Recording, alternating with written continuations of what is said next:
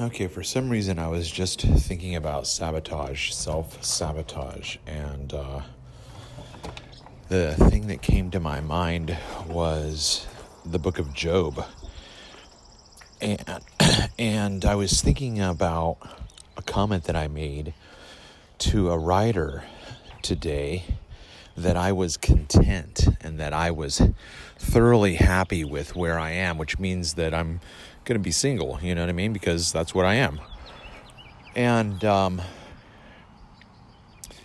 I am looking into the sun right now, so if anything happens, I started looking at the sun, but it's behind a canopy of trees, so it's filtered, but I'm still looking in the sun's eye. Anyway, I was thinking about the fact that I said out loud to the universe, bring it, right? I'm content. And so I was thinking about how people might react to that, and somebody might say, well, yeah, I mean, look, of course you're content. You got no problems. There's nothing going on, blah, blah, blah. I'm like, okay, so yeah. Like, we all live in the now. Of course, that's what now is. Like, what's your now? Right? So it doesn't have to do with your now. It has to do with your character, ultimately. But think about the book of Job. Think about your life in the past and whether or not you have been your own agent provocateur. Right? You've sabotaged. You have been your own worst enemy. And it's your own worst enemy is you. It's your mind. It's that voice. You don't hear voices in your head. And if you do, I apologize. I've never experienced it. I only have the sultry sound of my thought voice, which doesn't have an audible tone. You know what I mean? Like, if I stop talking right now and I start thinking, I don't hear the sultry sound of my voice. I just read my thoughts. Okay, back to Job. So I felt like someone would challenge me and say, well, Trav-EL, yeah, of course you're content, man. You know, you got it easy, bro. And I was like, wow, it sounds a lot like Job.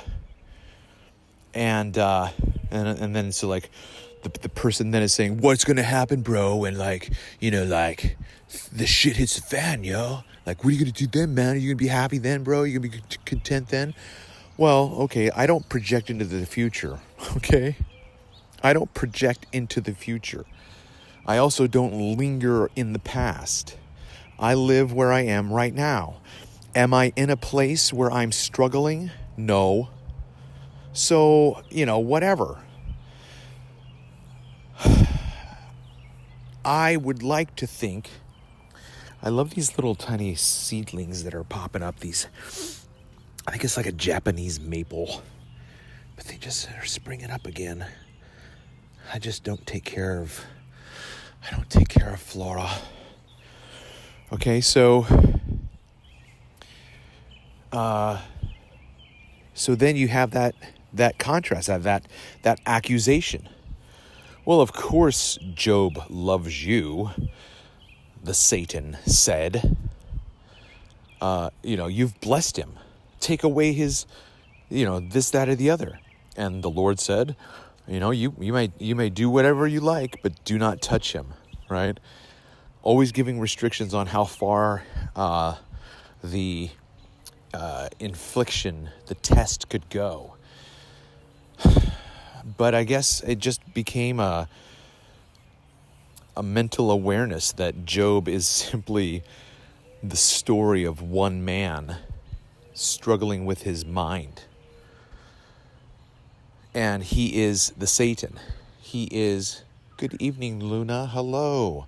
I have not seen Luna in a long, long time. It's been many, many moons. And she is waxing gibbous, baby. Waxing gibbous. Working toward the full moon, everyone. So going back to the book of Job. And just the idea of the fact that I am content. You know, I do have to make a living. I do have to work. But it's not work. It's not labor. It's not a job. I am living and I'm getting paid for it. So in order, you know, I mean, I have to do that in order to have a place to live and all that stuff. So I'm still a slave to a certain extent because ultimately I could use my money and just give it away, right? The money that I don't need, that I am going to be making, is going to be given away because I don't need anything more than what I have right now. So if I start making money on ideas that I'm going to market, concepts that I have in my mind, then that excess money is going to go out into the world. That energy is going to go back. I don't need it. I don't want it. I don't want it.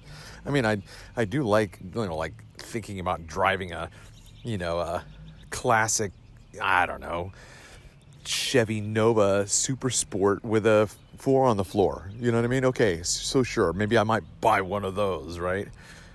But what I'm saying ultimately is, I'm content. And however my circumstances change, I'm going to be content, right? Because I've created a life, I've created something that has led to that moment. Everything where I'm at, every step I'm taking right now is a deliberate reflection of my personal choices. What I did today, in this moment, right now, at this time. See Luna, that car that just went by, that all of that, the birds that are singing, my housemate that's burning scrap in the backyard. Like, I created this moment through every choice I made today. Every choice. That's you too. You are not the victim of anything because you are always in the exact place that you have orchestrated for yourself. You put yourself there. You did that. That's on you. So what are you doing with your life? What are you doing with your time? What are you doing with your mind? What are you doing with your heart? What are you doing with your soul? I feel like I'm right where I need to be because I'm not motivated to do anything more. You know what I mean? Like I would like to lose weight, but I don't want to. I like what I eat. I like what I drink, and I'm not happy with my body. But that means then I could just, kill myself in exercise. And I've done that, and I don't like doing that. So, that's what it is. It is what it is. It was what it was. It'll be what it'll be.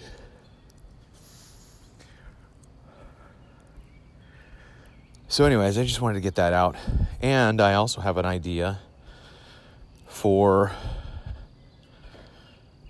2 different stream series, one involving superheroes and reality, and then the other one I'm losing it. I don't know if I said it anywhere today. Doggone it, I might come back. I really hope it comes back because that's a really good concept. Oh, I know what it is. Here it is. The creation of a first-person mission game. And for the first few levels, everything is copacetic. There's a mission, you accomplish things, you level up, you get, there's like secrets and shit, whatever, to suck in the commitment of the observer and the player. So then once he gets to the level that we design, it should be, I would say maybe the third. So like the first 2, just boom, boom. Like, oh yeah, this is awesome. Just cracking it out, And then he gets to the 3rd level, and then the avatar, the character, the first-person character, starts to glitch and not correspond to the controller anymore, but yet still seems to function. Okay, so we're building up to a complete free guy moment. Except the guy who is playing the game doesn't know how to stop the game now because it's out of his control. He just lost his avatar. His avatar can turn around and wave at him and say, I know what you're thinking. You know what I mean? Like, we got to break that 4th, 5th, 6th wall or whatever that is. But the idea is then that the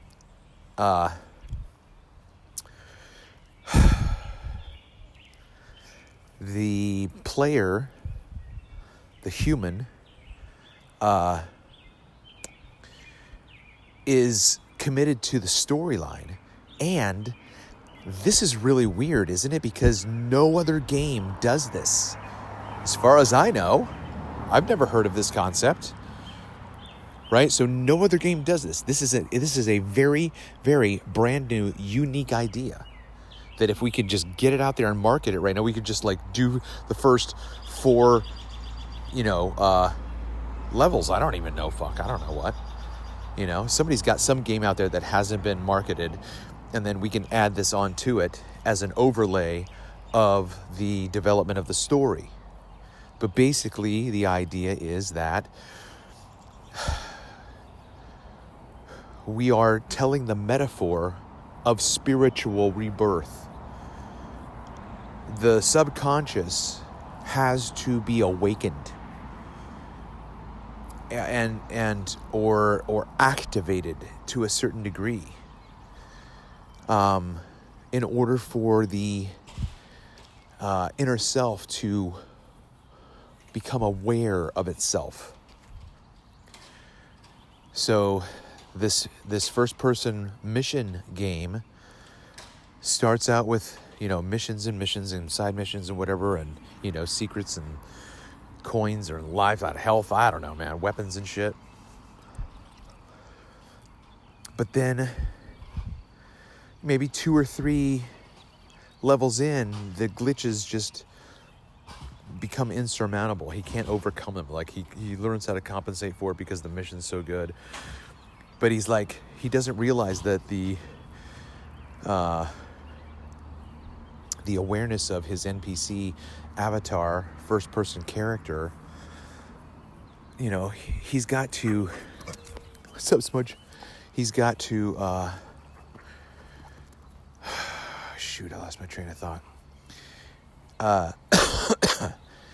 He's got to come to the realization that his avatar is becoming aware and has sentience.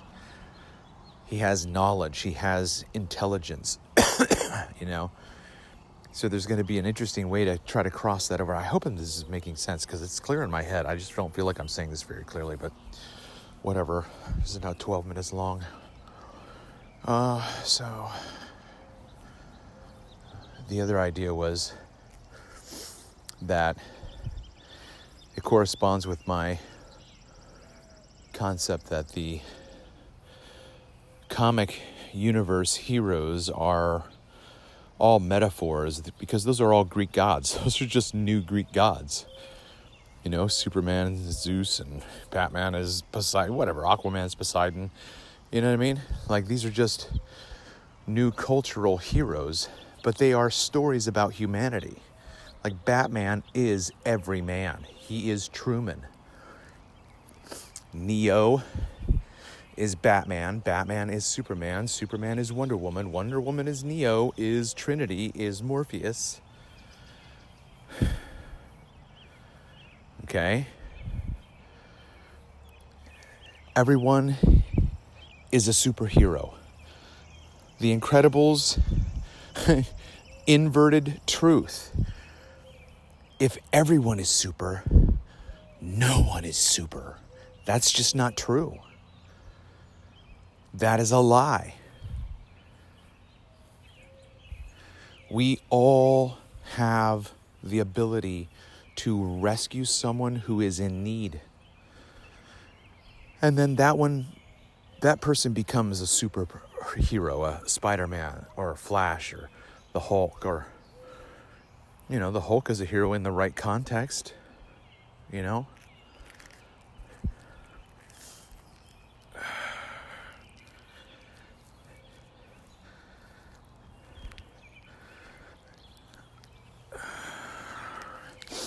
Anyway.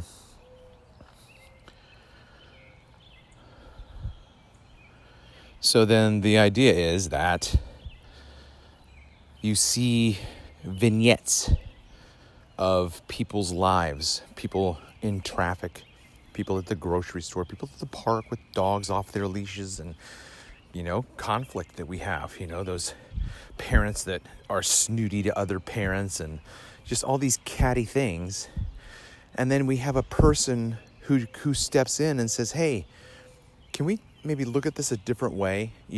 So this is a real social interaction. Let's say this person is a diffuser. You know what I mean? She's the one that you send in to defuse the tense situation. She has that she's the argument whisperer. Okay? So then, the whole boardroom's just fighting, blah, rah, rah, rah, rah, just whatever. And then in comes the argument whisperer. And she just brings energy, electricity, and she touches everybody and she speaks to everyone, and everybody just calms the fuck down. And that's what happens in real life. And she was just goddamn Wonder Woman. She just came in, pew, pew, pew, golden lasso and whatever the metaphor is. That's what those stories are. You lose the metaphor when you get caught up in the metaphor. When you start to make the metaphor the point, you've lost the plot line. You can't get it back.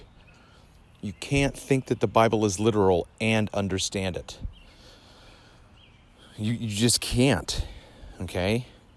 If you read the Bible and think that it is telling you things that are literal, you are not going to understand or be able to apply what you're reading.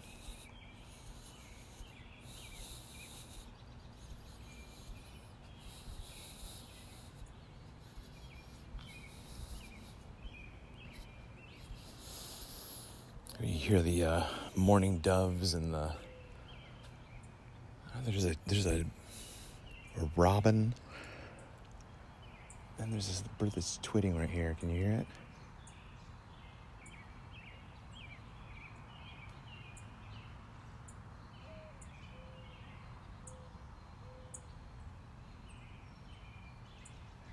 So I'm just walking around my neighborhood ranting into the phone.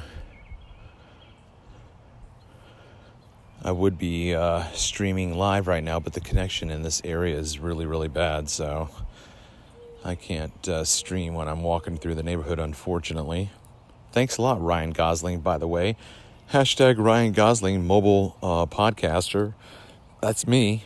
As far as I know, I'm the only true mobile podcaster where I podcast while I'm driving live. So it's mobile. So guess what, Ryan Reynolds? I don't like it when your Mint mobile service drops my live stream. Because I have a feeling, Mr. Ryan Reynolds, that wouldn't happen to you, would it?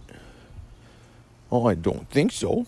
Because if you were doing a live stream, Mr. Reynolds, and you were mobile, and your carrier couldn't carry your sultry voice out to your audience, I think heads would roll. Don't you? So I'd like to see the bandwidth of my account quadruple. Por favor, muy pronto. Vámonos. All right, I think I'm just going to wrap this up because I don't think I have anything more to say right now. I got to figure out what I'm doing. What am I doing?